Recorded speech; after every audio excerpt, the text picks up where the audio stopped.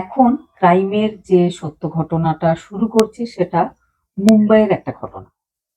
South মুম্বাইয়ের একটা marriage hall দুপুরবেলায় 3:30-টের সময়, অক্টোবর মাস 1991। একজন মেয়ে যার নাম রেখা শর্মা, তার বিয়ে হচ্ছিল রোহন মেহরার সাথে। রেখার বয়স 25, রোহনের বয়স 27। দুজনের লাভ ম্যারেজ হচ্ছিল। প্রথমেই বলি তাদের দুজনের যে ফ্যামিলি স্ট্যাটাস সেটার ব্যাপারে। প্রিয়া শর্মা একটা গরিব ফ্যামিলির মেয়ে। সে আর তার আছে দুই ভাই। তার বাবা একটা কারখানাতে কাজ করতো, কিন্তু কাজের সময় একটা অ্যাক্সিডেন্ট হয়, তার দুটো পা কাটা পড়েছিল। তারপর থেকেই বাবা সেরকম ভাবে আর কাজকর্ম করতে পারেন না, যার জন্য রেখাকে কাজ করতে হয়। রেখা একটা কোম্পানিতে চাকরি করে, নিজের সংসারটা রেখা চালায়। রেখার দুই ভাই আছে। বড় ভাই, যেটা রেখার থেকে কিছুটা ছোট, সে অল্প স্বল্প কোথাও কিছু কাজ করে রেখার একটু হেল্প করে। ছোট ভাই পড়াশোনা করে। মা একজন হাউসওয়াইফ, আর বাবা সে কাজকর্ম করে না, বাড়িতেই থাকে। রেখার যার সাথে বিয়ে হচ্ছে রোহন মেহরা, সে মুম্বাইয়ের ধনী বিজনেসম্যান, দুখানা টেক্সটাইল কোম্পানির মালিকের একমাত্র ছেলে। এই ফ্যামিলিটা একদম পছন্দ করে না রেখাকে, কারণ তাদের দুজনের মধ্যে অনেকটাই ব্যবধান রয়েছে। কোথায় কোটিপতি বিজনেসম্যান, অন্যদিকে গরিব দুটো রুমওয়ালা ভাড়া ঘরে থাকা একটা লোয়ার মিডল ক্লাস ফ্যামিলি। কিন্তু রোহানের খুব পছন্দ হয়েছিল রেখাকে। একটা অনুষ্ঠান বাড়িতে দেখা হয়েছিল তাদের দুজনের। প্রথমটা রেখা ব্যাপারটাকে সিরিয়াসলি নেয়নি, বড় লোকের ছেলের একটা খামখেয়ালি ব্যাপার, সেই জন্য সে গুরুত্ব দেয়নি। কিন্তু যখন রোহান বারবার প্রেমের প্রস্তাব ঠিক বলবো না, সে প্রথম থেকেই বিয়ের প্রস্তাব দিয়েছিল, তখন রেখা রাজি হয়ে গেছিল। তারপরে 2 বছর সময় লেগেছিল রোহানের নিজের বাড়ির লোকজনকে, নিজের বাবা, নিজের কাকা, নিজের মাকে রাজি করতে টাইম লেগেছিল 2 বছর। একটা পাঞ্জাবি ভাষী হিন্দু ফ্যামিলি, বিয়েটা তাদের দুপুর বেলাতেই হয়। দুপুরবেলায় বিয়ের অনুষ্ঠান সারা হয়েছিল। এবার তারা নিজেদের বাড়ির দিকে, রেখা নিজের শ্বশুর বাড়ির দিকে রওনা হবে। এমন সময় রেখার পেজারে একটা কল এসেছিল। রেখা সুন্দর বিয়ের গাউনে নিজের হাজবেন্ডকে বলেছিল, আমি একটু পরেই আসছি। এই কথা বলেই সে বেসমেন্টে, যেখানে গাড়ি রাখা রয়েছে সবার, সেখানে চলে গেছিল। তারপরে কিন্তু অপেক্ষা করতেই থাকে রোহন মেহরা, যে তার স্ত্রী কখন আসবে। কিন্তু দুঃখের বিষয়, স্ত্রী কোনো দিন আর ফিরে আসেনি। এবার ধীরে ধীরে সবাই জানতে পারে যে রেখা বিয়ে করার পরেই হঠাৎ করে কোথায় চলে গেছে। সবাই তাকে খুঁজতে শুরু করে। রেখার মা, সেও অবাক যে কোথায় চলে গেছে মেয়ে। রেখার মা, বাবা, রেখার দুই ভাই কেউ কিচ্ছু জানে না। সবাই খুঁজছে, পুলিশকে খবর দেওয়া হয়েছে, পুলিশ আসে। বেসমেন্টে যেখানে গাড়ি রাখা ছিল রোহানের মারুতি গাড়ি, সেখানে কিন্তু গাড়িটাও নেই, সঙ্গে নতুন কোণে রেখাও নেই। সবাই খুঁজছে, পুলিশও খুঁজছে।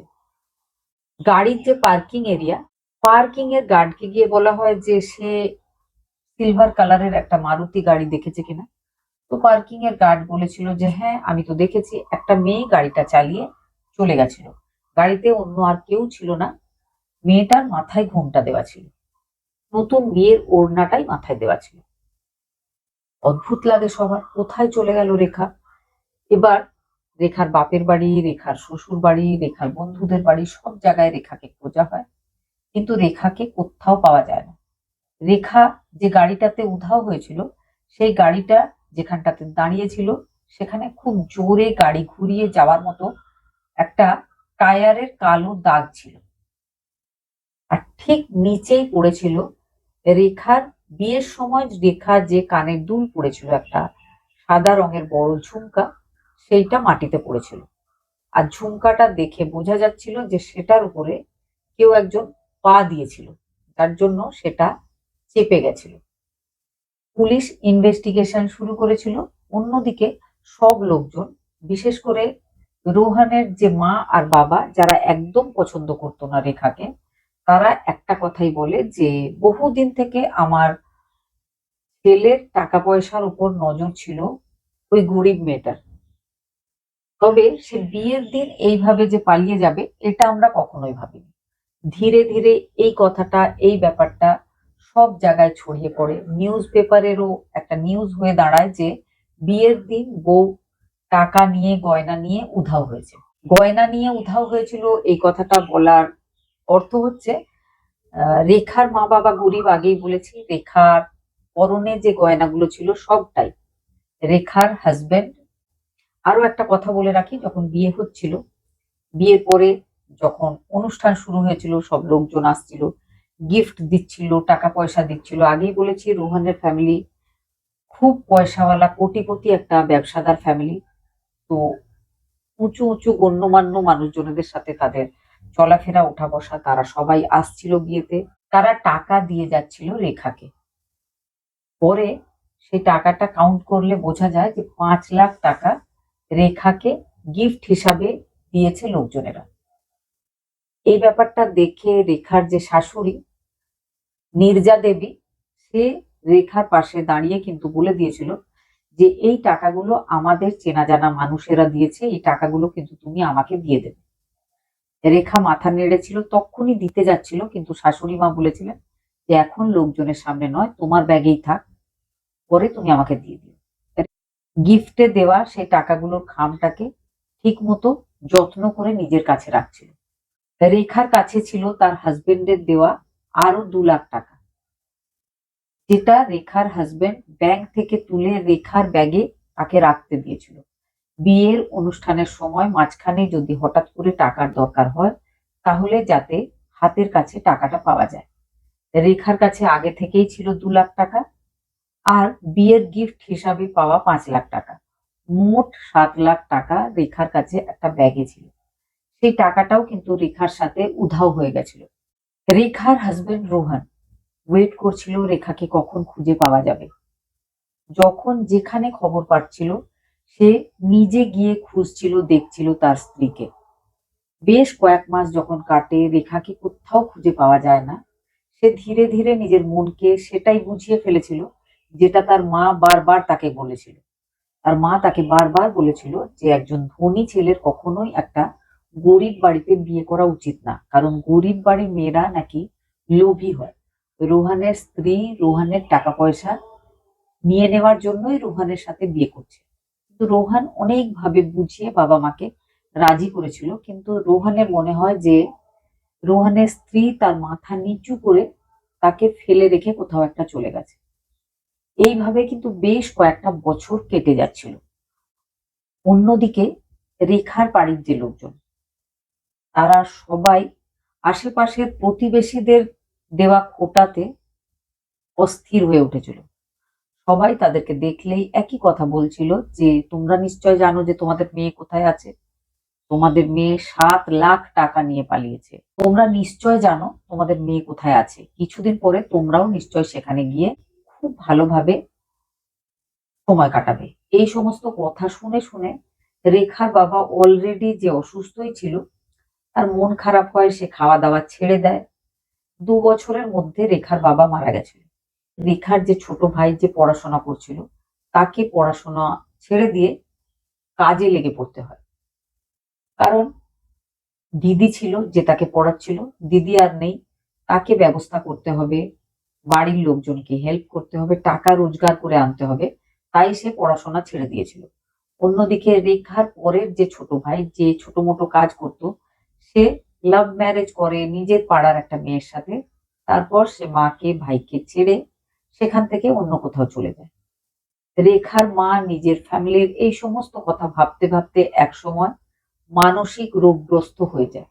তারপরে সে যখন তখন সারা পাড়ায় ঘুরতো, লোকজনকে দেখলেই বলতো আমার রেখা চুরি করতে পারে না, রেখা একদিন ঠিক চলে আসবে, নিশ্চয় কোনো অসুবিধায় পড়েছে। আর লোকজন রেখার মায়ের ওই কথা শুনে রেখার মাকে পাগল বলতো আর নিজেদের মধ্যে হাসাহাসি করতো আর নিজেদের মধ্যে হাসাহাসি করছে আর নিজেদের মধ্যে হাসাহাসি করতো। 7 বছর কাটে। রেখার হাজবেন্ড রোহন মেহরা দ্বিতীয় বিয়ে করে। প্রথম স্ত্রী 7 বছর ধরে নিখোঁজ, তাকে মৃত ভেবে নেওয়া হয়, তারপর তার বিয়েটা হয়ে যায়। তারপর রোহন কিন্তু রেখাকে ভুলে গিয়ে নিজের জীবন নিয়ে ব্যস্ত হওয়ার চেষ্টা শুরু করেছিল। একটা একটা করে 14 বছর কেটেছে। এসেছে এপ্রিল 4 তারিখ 2006।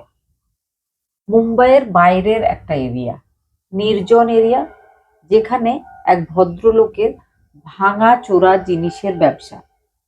পুরনো নষ্ট গাড়ি, পুরনো কোনো মেশিন সব এনে কম দামে সেখানে এনে জড়ো করা হয়। তারপরে সেটাকে অন্য কোনো কাজে আবার লাগানো হয়। নানা রকম মেশিন রয়েছে। তো সেই মেশিন দিয়ে এই জিনিসগুলো দুমড়ে মুচড়ে তারপর অন্য কাজে লাগানো হয়। সেই দিন তারা পুরনো অনেক গাড়িও সেখানে দাঁড়িয়ে রয়েছে। তো একটা গাড়ি সেদিন সেটাকে নষ্ট করা হবে বা দুমড়ে মুচড়ে অন্য কাজে লাগানো হবে। সেই রকম একটা গাড়ি দেখা যায় যে ভেতরে সব ঠিক আছে, জং পড়ে গেছে, কিন্তু ডিকিটা বন্ধ করা আছে, লক করা আছে।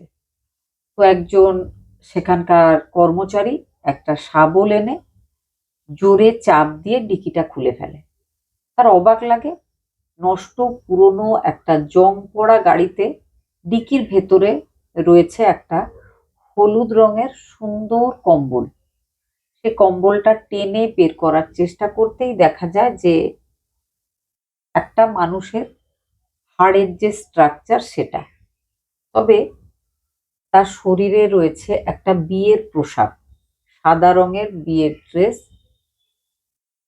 দেখে অবাক হয়েছিল লোকজন, পুলিশকে খবর দেওয়া হয়েছিল। সেই গাউনটা যেটা পরেছিল বিয়ের জন্য, সেই গাউনটা জায়গায় জায়গায় নষ্ট হয়ে গেছে, সাদা রংটা ধীরে ধীরে হলুদ হয়ে গেছে, তবে তার মধ্যে যে একটা বডি ছিল কখনো, সেটা বোঝা যাচ্ছিল। এবার পুলিশ আসে। ওই যে জায়গাটা বা ওই ভাঙাচোরা গাড়িগুলোর যে মালিক সতীশ শাহ, তাকে জিজ্ঞেস করা হয় যে এই গাড়িটা কার। তো সে বলে, ওইভাবে তো আমি মনে রাখিনি, আমার বিভিন্ন কর্মচারীরা সব জায়গায় ঘুরে ঘুরে এই সমস্ত জিনিস কিনে এনে জমা করে।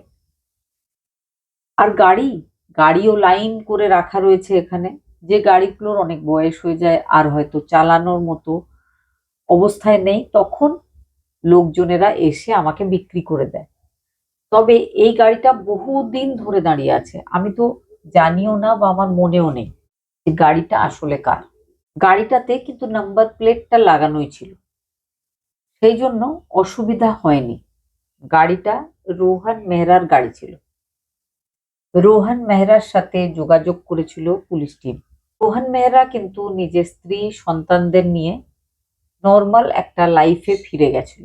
মা বাবা তারাও আর বেঁচে নেই। রোহানকে ব্যাপারটা বলা হলে সে কিন্তু বুঝতে পেরেছিল ব্যাপারটা, সে সঙ্গে সঙ্গে ছুটে চলে এসেছিল।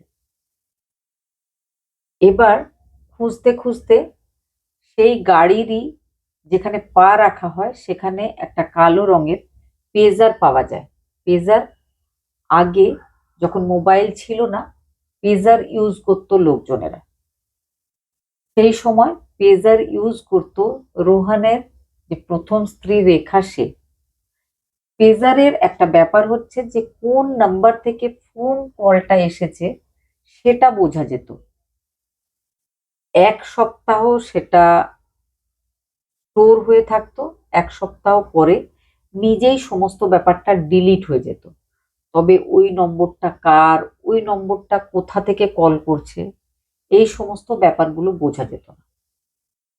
আর পেজারটা অতদিন ধরে বন্ধ ছিল, তাও কিন্তু পুলিশ চেষ্টা করেছিল, পেজারটাকে আবার অন করতেও পেরেছিল। পুলিশের টেকনোলজি টিম সার্কিট বোর্ডটাকে সারিয়ে ফেলেছিল, আবার শুরু করতে পেরেছিল।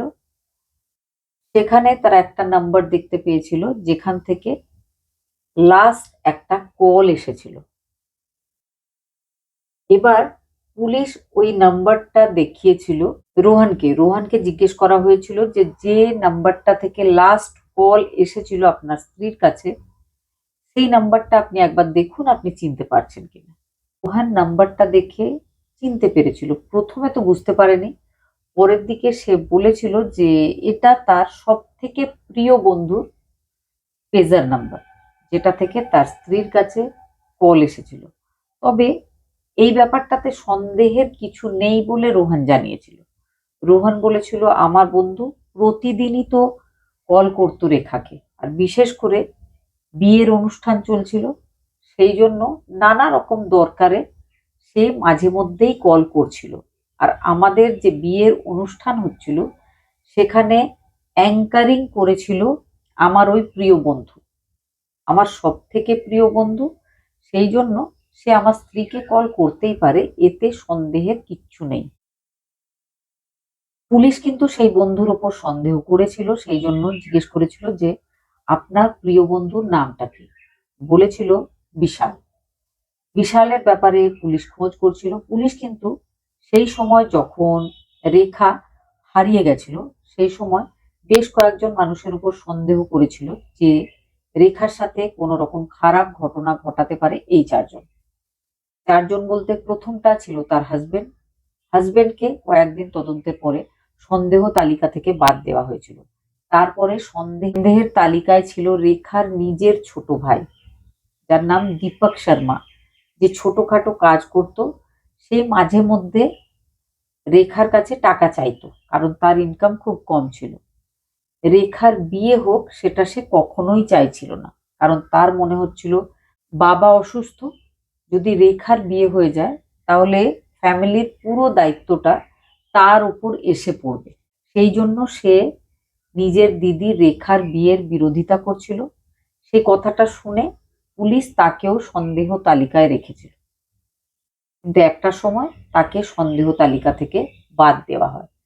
তৃতীয় যে সন্দেহের তালিকায় ছিল তার নাম হচ্ছে সমীর খান নামের একটা ছেলে, যে সমীর খান ছিল রেখার প্রেমিক। রেখা আর সমীর দুজনে বিয়েও করতে চাইছিল, তবে সমীরের ফ্যামিলির লোকজন অন্য কোনো ধর্মের মেয়ের সাথে তাদের ছেলের বিয়ে দিতে চায়নি, সেই জন্য সমীর নিজেই ব্রেকআপ করেছিল। রেখা খুব দুঃখ পেয়েছিল, অনেক বুঝিয়েছিল সমীরকে, কিন্তু শেষ পর্যন্ত তাদের দুজনের সম্পর্কটা ভেঙে যায়। যে সময় রেখা হারিয়ে গেছিল সেই সময় কিন্তু সেই পুরনো ব্যাপারটাও ইনভেস্টিগেশনের সময় সামনে এসেছিল। সমীর খানের কাছে জিজ্ঞাসাবাদ হয়েছিল, তবে সমীর খান সেই সময় যে সময় এই ঘটনাগুলো ঘটেছিল সে নিজের ডিউটি কাশ্মীরে ছিল, কারণ সে ভারতীয় সেনার একজন জওয়ান ছিল। তাকেও সন্দেহ তালিকা থেকে বাদ দেওয়া হয়েছিল।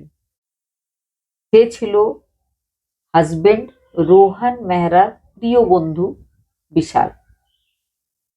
বিশালের লাস্ট কলটা ছিল সেই পেজার নাম্বারে। কিন্তু রোহানের বাড়ির সমস্ত লোকজন বা রেখার বাড়ির সমস্ত লোকজন, কিন্তু রোহানের বাড়ির সব লোকজন আর রেখার বাড়ির সব লোকজন সবাই মিলে পুলিশ টিমকে বলেছিল যে ও আমাদের বাড়ির লোক, ও রেখার সাথে কোনো এইরকম ঘটনা ঘটাতেই পারে না। তখন তাকেও সন্দেহ তালিকা থেকে বাদ দেওয়া হয়েছিল। কিন্তু নতুন করে 14 বছর পরে যখন ইনভেস্টিগেশন হচ্ছিল তখন কিন্তু টিমটা আলাদা, ইনভেস্টিগেশনের যে ধরন সেটাও আলাদা।